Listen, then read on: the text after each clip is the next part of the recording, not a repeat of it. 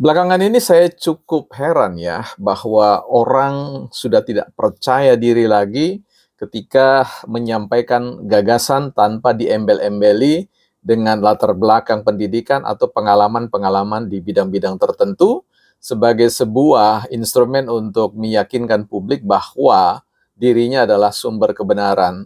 Setidaknya itu saya dapati pada diri ya seorang Profesor Ikrar Nusa Bakti yang menjelaskan bahwa pengalaman 40 tahun beliau di bidang politik itu memberikan sebuah penegasan bahwa beliau ya berada pada posisi yang benar untuk menghakimi Pak Jokowi.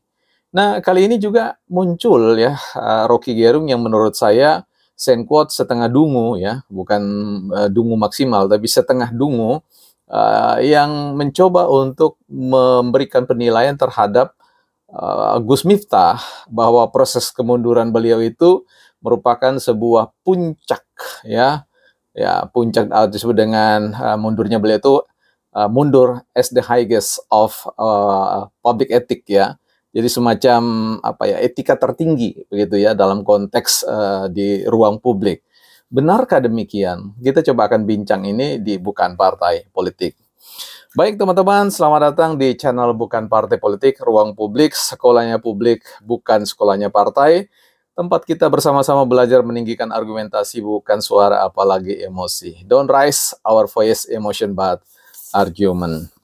Baik teman-teman, sebelum kita lanjut, kita ingatkan kembali, mari berbondong-bondong kita ke IKN. Di sana ada ruang ya sepetak tanah, ada sekitar 150 kaplingan yang dipersembahkan buat sobat-sobat bukan partai politik untuk dimudahkan ya bisa memiliki tanah 10 kali 20 sekitar 10 sampai 15 menit di IKN ya. Silakan kunjungi advertisingnya di bukanpartaipolitik.com. Kembali kepada persoalan kita tadi ya, terkait dengan keheranan saya bahwa orang kalau tidak mengembel-embelkan dirinya dengan punya pengalaman ya, di bidang tertentu, seolah-olah statement beliau itu lemah atau tidak memiliki greget atau daya untuk meyakinkan publik. Sebagaimana yang saya sampaikan dengan Profesor Ikrar Nusa Bakti yang selalu mengedepankan pengalaman 46 tahun ya berkiprah di bidang politik sehingga merasa punya hak untuk menghakimi orang lain, seolah-olah penilaian beliau itu adalah sebuah kebenaran. Dan ini juga yang dialami ya, ini kita sebut saja sindrom ya.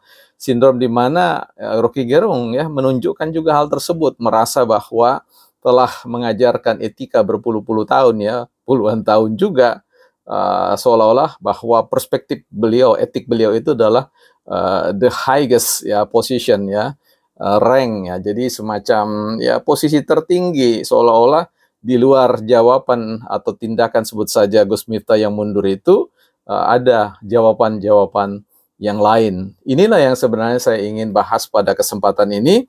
Paling tidak kalau teman-teman membaca buku The Death of Expertise ya, matinya kepakaran karya Tom ya, di situ terlihat sekali bahwa kita ada di era di mana sebenarnya hati-hati ya para guru besar atau para doktor, master dan yang lain-lain, bahwa kepakaran yang kita jelajahi, yang kita akumulasi sepanjang tahun atau sepanjang hidup kita puluhan tahun, sebenarnya tingkat kemampuan itu bisa saja dimiliki oleh orang hanya dalam hitungan di bawah 1 tahun ya, dengan berbagai macam perkembangan artificial intelligence. Maka apa yang kita pikirkan bahwa kita ini adalah seorang yang expert, pada sebenarnya kita adalah masih amatir gitu ya. Kalau orang bilang kalau S2 bukan S2 tapi S1,5, kalau dia S3 ya baru S2,5 ya. Atau kalau dia profesor ya sebenarnya masih ada di bawah itu. Ya, tapi lebih mencengangkan adalah bahwa setiap orang sekarang ini ya sudah dengan mudah untuk mengakses informasi-informasi yang bisa diperlawankan dengan argumen-argumen para expertise tadi ya, walaupun dia berkecimpung puluhan tahun. Jadi ini sebuah kehati-hatian. Apa yang menjadi sebuah soal yang ingin saya sampaikan adalah bahwa dalam konteks ini logika yang beliau pakai itu menurut saya setengah senkot, setengah dungu ya. Saya menggunakan terminologi dungu itu tentu dalam perspektif yang dipikirkan oleh Rocky Gerung, bukan sesuatu yang didefinisikan oleh kamus ya. Jadi saya kembalikan pemahaman tentang kedunguan itu pada pikiran atau logika yang dipakai oleh Bang Rocky Gerung ya, terkait dengan banyak hal. Nah, malam hari ini ya, ketika saya merekam ini, pada suatu kesempatan saya harus mengatakan bahwa penilaian Pak Rocky Gerung atau Bang Rocky Gerung terkait dengan mundurnya Gus Miftah itu sebagai sebuah apa yang disebut dengan the highest of public ethics ya, seolah-olah itu adalah etika paling tinggi ya, tidak ada cara lain, tidak ada pilihan lain selain mundur, sebab kalau tidak mundur ya itu disebut dengan sebuah kebusukan ya.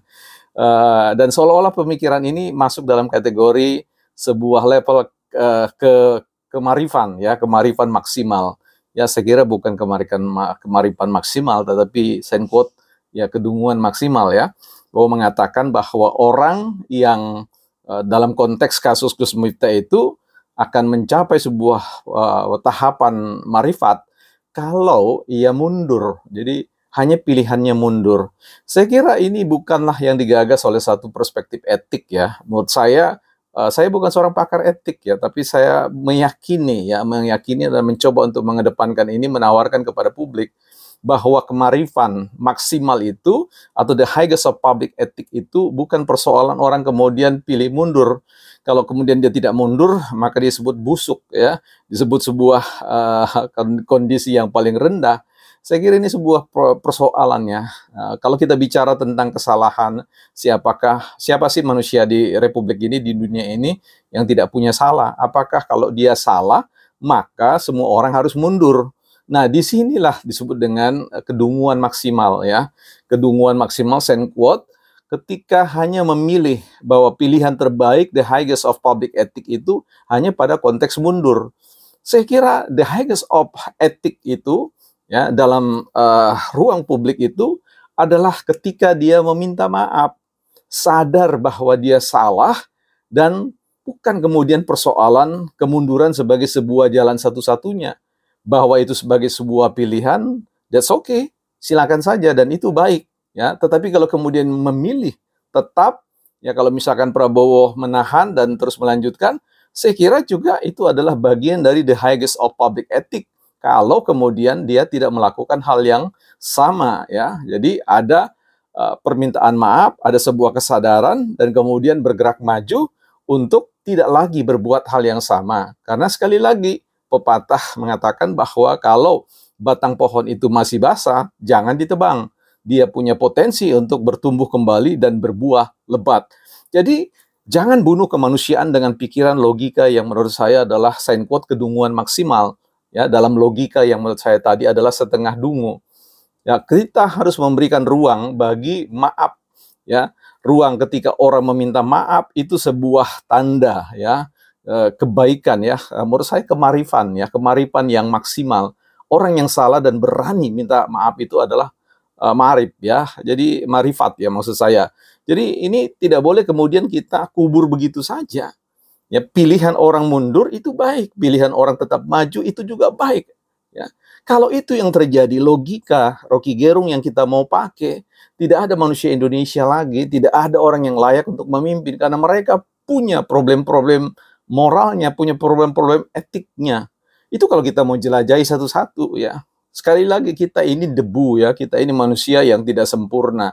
Ada banyak ya, quote, problem-problem etik yang kemudian menggayut dalam perjalanan hidup kita. Tetapi ya, kemarifan maksimalnya adalah kita sadar diri, minta maaf, dan melakukan pembaharuan hidup, dan berbuat sesuatu yang jauh lebih baik lagi. Saya kira itu sebuah pilihan yang kita tempuh ketimbang kita kemudian tunduk pada logika quote, logika setengah dungu dari Abang Rocky Gerung ya, tentang cara berpikirnya.